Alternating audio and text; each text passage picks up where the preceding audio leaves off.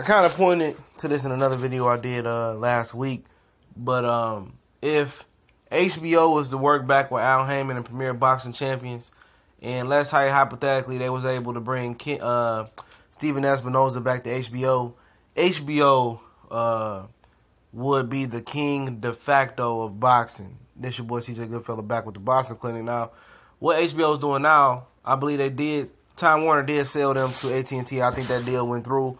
That's why you will see those AT&T cell phone ads. Like if you get a plan, a limited plan with AT&T, you get HBO for life for free. That comes with the plan. So if you was wondering, all of a sudden, what did that relationship go to? I mean, I think it sold for a number. I forgot. I had to look at the article again. It was a lot of money that Time Warner sold HBO over to AT&T. And, you know, for whatever reason it is, was it Peter Nielsen, whatever the guy's name is, that's running HBO Boxing now? You know, he decided to push, you know, Bob Arum to the side and work with Oscar De La Hoya, Main Events, and, you know, whoever else that doesn't matter, K2. People who don't even have a large pie of the boxing roster. You know, the largest pie of the boxing roster is now, especially in the U.S., is now, you know, top ranking PBC. But let's say hypothetically they was able to get, you know, the Showtime team over there, PBC, Al Heyman, and Steven Espinoza. I mean, HBO has the platform and the setup to be, it'll be number one. I think it'll be back doing better numbers than what it's doing now.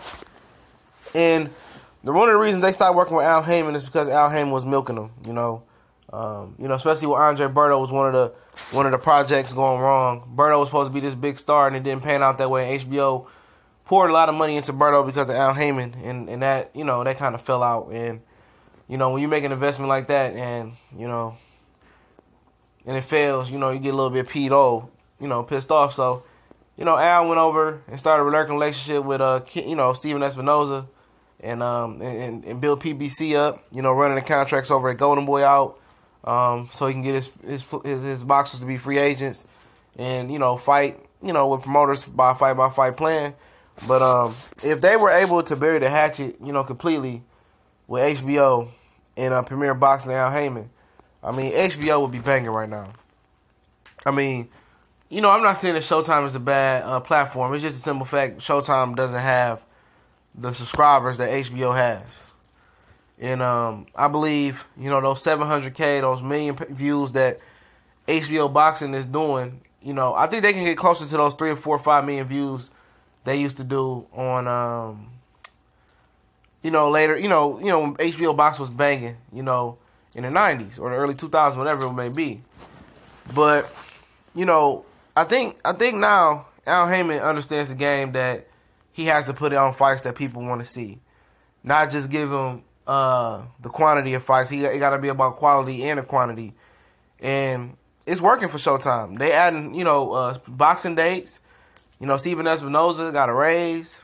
They still doing fights on Fox and big fights on CBS. And HBO is dying. Simply, they don't have a roster. Simply, it was a mistake to let Bob Arum walk. But they felt that the creative differences with Bob Arum, you know, was like F him. He didn't want to make, you know, fights with other promoters. You know, he didn't want to play well with Oscar and the rest of the gang. He wanted to put on his in-house fights. And now he has a platform on ESPN to do that. But it seems like it's clicked for Al Heyman. Now he's giving fights that people want to see. And I think HBO would be smart and wise to go back to the Al Heyman, Steven Espinoza, Shaq and Kobe dual well. You know, go back to that well, you know, and see if they want to work on HBO and see if they can, you know, get more fight dates. And it'll be a power couple, you know. PBC, Espinoza, and HBO. And it'll be smart because they'll have a lot more boxing, a lot more quality boxing. That Matisse card was terrible last night. And there's a lot more terrible boxing to come with Gary Spike O'Sullivan versus Danny Jacobs and Sergey Kovalev versus a virtual unknown. And, you know, if HBO, you know, is not willing to, you know, make the fights people want to see, I mean, they gonna keep getting their fight dates cut. And if AT&T does truly own them, I believe they do, they might just catch HBO Boxing out the whole budget if they don't get this right. Because doing below a million views or peaking below 1 million views on HBO was totally unacceptable, and they can do better without that. They can go get another show, get another late night talk show, or get another stand-up comedy special and do better.